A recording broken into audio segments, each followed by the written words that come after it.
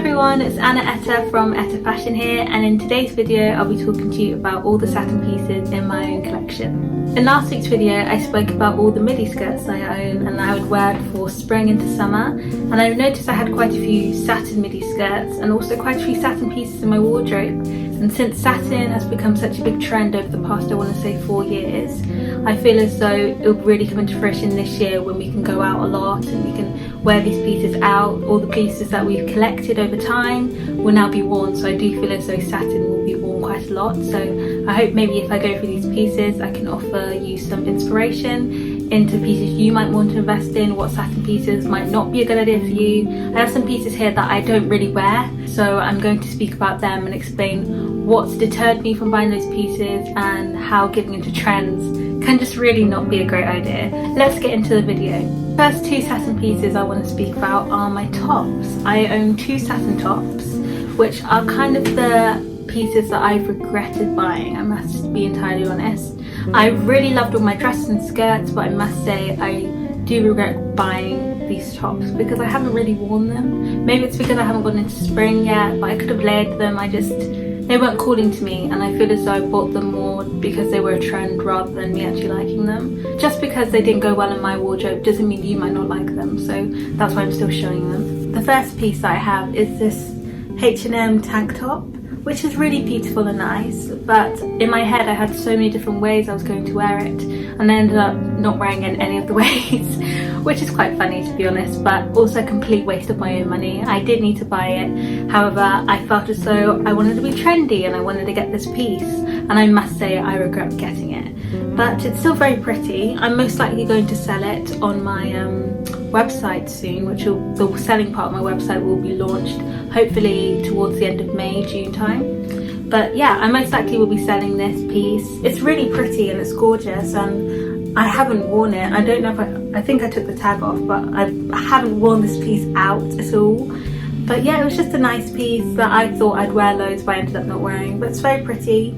And yeah, I'll most likely sell it so it goes to a new home rather than it just sitting in my drawer doing nothing. This next satin piece that I got that I slightly regret buying, but hopefully I'll get more wear out of it in towards spring and into summer, is this long sleeve satin top that I got from Shein. I don't buy from Shein anymore, but this was the piece that I got, I want to say about 4 months ago now, and I thought it was a really cool piece. It kind of fits and flares and it looks quite nice, but I haven't really worn it. I'll see how I go throughout spring, and if I end up wearing it throughout spring and summer and actually finding ways to wear it, then I'll probably keep it. If not, then it will also go up on my site to be sold, because I don't like to keep items in my wardrobe I'm not wearing.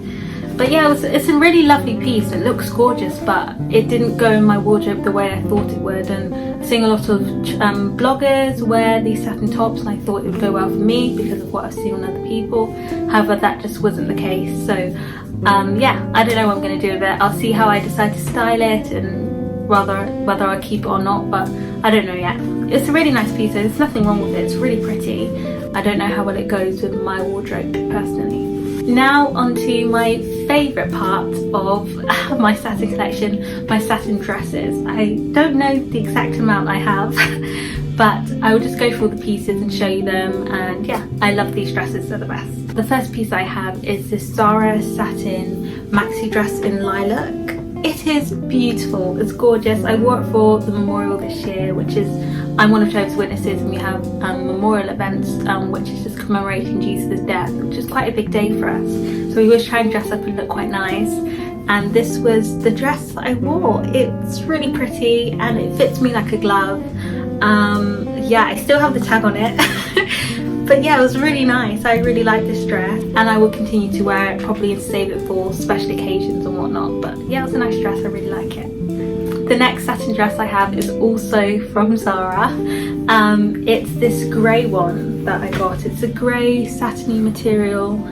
It's scoop neck, so it's slightly different to the other one, and it's slightly shorter. It's more of a midi length, and it's just really pretty. It has really nice tapering in at the back, so it goes in at your waist quite nicely and fits the body stunningly. I'm obsessed with this dress. It's a little bit big for me, so I have given it to my sister, but we are definitely sharing it. It's a sharing type of situation going on. But yeah, I've kind of given it to my sister to wear, but I hopefully will get some kind of wear out of this, probably stealing it off her in the future, as I have done for this video. The next satin dress I have is quite a basic one, and I believe if you want to get any piece out of this entire haul, it's to get this piece. And this is just a black satin midi dress I got from ASOS. It hits me a little bit longer than a regular midi dress, obviously because I'm short, but it fits really nicely. I got this in a size 4. I sized down because I had a feeling it would be a bit big. I'm normally a size 6, UK size 6, so I got this in a 4, and it fits me really nicely. It's still a little bit big for me, but that's just because I've lost a bit of weight and I'm a bit skinnier than I usually am. But yeah, this dress fits beautifully. I really like it, and I'm happy I got it in the size that I did because it fits like a glove. The final satin midi dress I have here is this cream one that I got from Nasty Girl about 2 months ago. It's a midi length once again, and it's this beautiful cream colour. I love it. It's just a lovely colour. I'm not sure if it's picking up how nice it is, but I'll take some pictures and videos in it and pop them around, obviously.